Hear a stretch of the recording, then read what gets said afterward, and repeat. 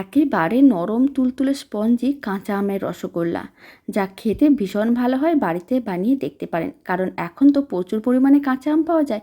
আর এই রসগোল্লা একদিন হলেও বাড়িতে বানিয়ে দেখতে পারেন, খেতেও ভীষণ ভালো হয়। প্রথমে নিতে হবে 200 গ্রাম ছানা, খুব ভালো করে মেখে একটা ডো রেডি করতে হবে। এদিকে একটা কড়াইয়ের মধ্যে আমি 1.5 কাপের মতন চিনি নিয়েছিলাম, 3 কাপের মতন জল দিয়ে দিলাম। আর আমি একটা কাঁচা আমকে স্লাইস করে কেটে রেখেছিলাম, সেই কাঁচা আমের স্লাইসগুলো দিয়ে দিলাম। আর এদিকে ছানাটা যে মেখে রেখেছিলাম তার মধ্যে অল্প করে একটু গ্রিন ফুড কালার দিলাম। ফুড কালারটা তবে একেবারেই অপশনাল, আপনারা চাইলে দিতেও পারেন, নাও দিতে পারেন। তারপরে এরকমই লেচি কেটে নিতে হবে, লেচিগুলোকে গোল বলের মতন করে বানিয়ে নিতে হবে। সমস্ত ছানার বলগুলো রেডি করা হয়ে গেছে, আর চিনি শিরাটা হাই ফ্লেমে ভালো করে ফুটে উঠেছে। সমস্ত বলগুলো দিয়ে 10 মিনিট হাই ফ্লেমে রান্না করতে হবে। যখনই মিষ্টিগুলো এরকমই সাইজে বড় হয়ে যাবে, ঢাকনা বন্ধ করে মিডিয়াম ফ্লেমে আরও 10 মিনিট রান্না করে নিতে হবে।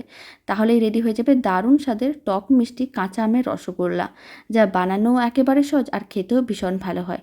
বাড়িতে আপনারাও বানিয়ে দেখতে পারেন। রসগোল্লাগুলো হবে একেবারে নরম তুলতুলে স্পঞ্জি, আর খেতেও ভীষণ ভালো হয়।